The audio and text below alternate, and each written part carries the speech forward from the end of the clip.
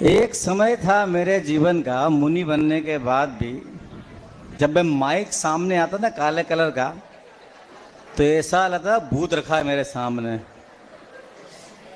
सन 2009 के पहले मेरी ये हालत थी कि माइक धक्का पसीना छूटा बनी बात।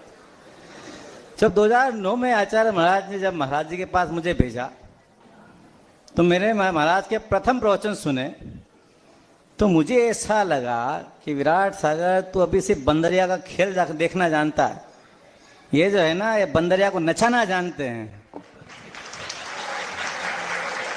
तब मैंने सोचा कि इतना बड़ा साधु है और मैं कल का छोकरा, कोई मीटिंग बैठने वाली तो है नहीं। एक दिन दो दिन करते करते करते मैंने वर्षों महाराज को सुना, वर्षों। तो महाराज मुझसे गवाह हैं। तो महाराज मुझसे हमेशा कहते थे कि 10 मिनट बोला कर, सीख जाएगा। तब मेरे मन में कभी ये भाव नहीं आए कि मुझे प्रवचन करना है। मैं ही बात ध्यान से देखता था कि गुरु महाराज ने मुझे चरित्र के संस्कार दिए और बड़े अच्छे स्थान पर पूज्य श्री के चरणों में भेज दिया। तो सीखने से पहले बोलना ना समझदारी कहलाती है, ना समझिए।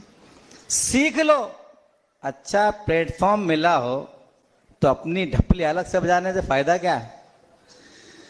समय था जैसे एकलव्य ने, वो कर्ण ने, एकलव्य तो मूर्ति के प्रतिमूर्ति बनाकर द्रोणाचार्य की पूजा करता रहा, वो कर्ण अपनी असली पहचान छुपाकर परशुराम से शिक्षा लेता रहा। बस वही दो दृष्टांत मेरे जहन में थे। मैं वर्षों नहीं बोला और मुझे घटना आज भी याद है, जब हजारीबाग में महाराज ने मेरे हाथ पकड़ा और बोला कि विराट सागर, हम दोनों को एक दूसरे का प्रतिस्पर्धी नहीं बनना है। तो मैंने कहा महाराज आप, मैं कुछ कहूँ आपसे? हाँ बोलो।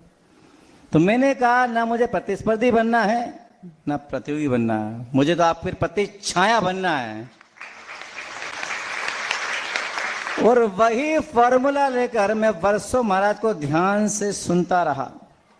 और सुनते सुनते सुनते सुनते आज इतना तो मैंने कर लिया, ज्यादा आपने अपनी गारंटी नहीं ले सकता, इतना तो मैंने कर लिया कि अगर मैं कुछ कहता हूं तो लोग भले बेमन से सुने पर सुनते तो हैं।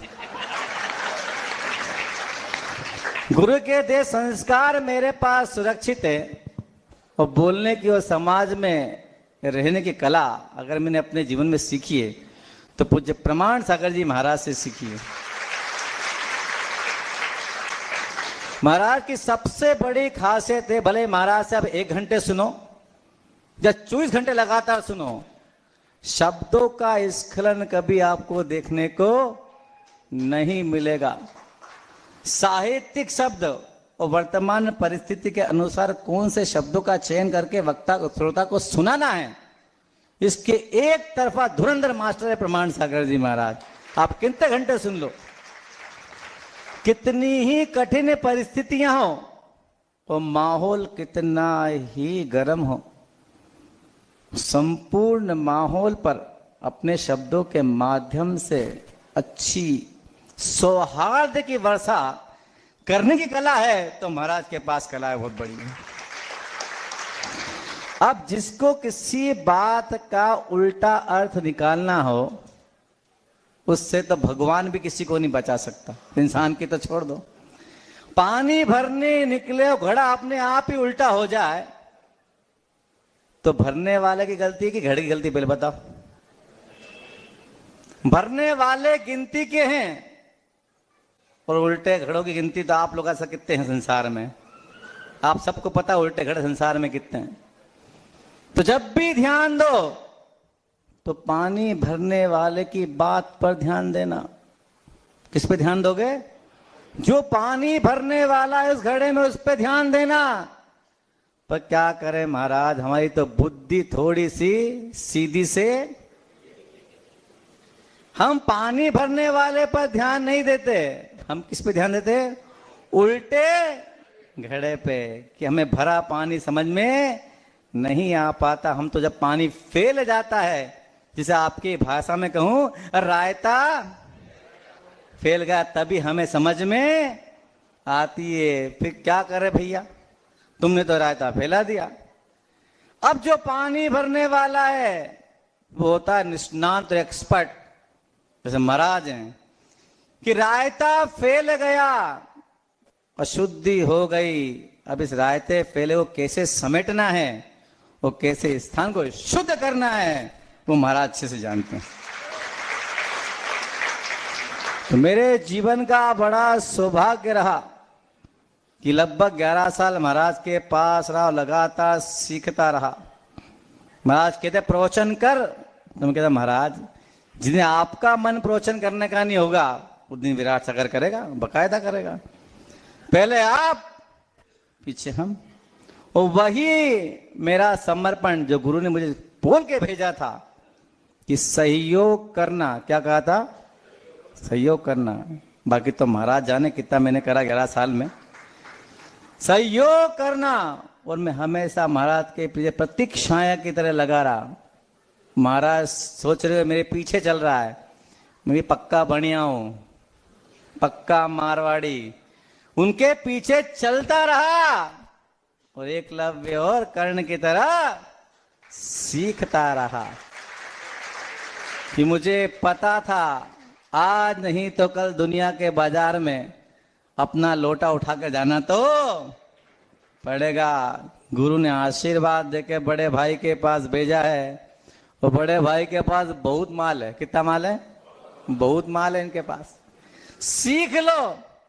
अच्छा, मना भी नहीं करते हैं, बिना मांगे देते हैं। मैंने तो मांगा ही नहीं, बिना मांगे इतना मिला, इतना मिला, इतना मिला कि गुरुजी तो अब रहे नहीं, दुनिया के बाजार में तो जाना ही भैया। तो गुरु के दिए संस्कार, वो बड़े भाई की प्रॉपर्टी में से मिला हुआ माल इतना मिला कि मेरा जो शेष जीवन बचा है मैं आराम से काट लूंगा। उनकी महती कृपा मुझ पर हमेशा रहती है, चाहे मैं भूल जाऊं। अब महाराज 4 साल से बाहर थे हम लोग, मैं भूल जाऊं, पर बड़े भाई का मुझ पर ऐसा प्रेम रहता है, अगर मैं भूल गया तो बड़ा भाई मुझे याद तो कर ही लेता है। जब इतना बड़ा साधु, हम जैसे छोटे साधु को अगर याद कर ले तो हम तो समझते हमारा जीवन धन्य हो गया। अब गुरुजी नहीं रहे। जितने संग के बड़े साधु हैं और जितने हम छोटे साधु हैं, भगवान से ही प्रार्थना करते हैं कि जैसे गुरुजी की भक्ति करते थे, हम सब अपने बड़ों की भक्ति करने के लिए तत्पर हैं। बस एक ही आशा रखते हैं कि जिस तरह गुरु हमको देते थे, हमारे गुरु हम पर प्रेम लुटाते थे, अपना आशीष लुटाते थे, जितने हमारे बड़े हैं ये सारे के सारे 5 अंगुली की तरह मुट्ठी बन जाए और दुनिया को ये दिखाए कि बोला है तो याद रख लेना। हम ये हमारे सेनापति, हम सारे इनके सैनिक बस ही चाहते हैं इतने बड़े मुट्ठी की तरह हमेशा बंधे रहे और हम छोटों पर अपने आशीष की वर्षा करते रहे। आचार्य महाराज का ये संग जिस तरह गुरुजी के समय प्रभावना करता था, मुट्ठी बंदी रहे तो उससे भी कई ज्यादा गुना प्रभावना हो सकती है। इसी शुभ भावना के साथ ये संघ आचार्य महाराज का महती प्रभावना कर सके, इसी शुभ भावना के साथ अपनी वाणी को विराम देता हूं।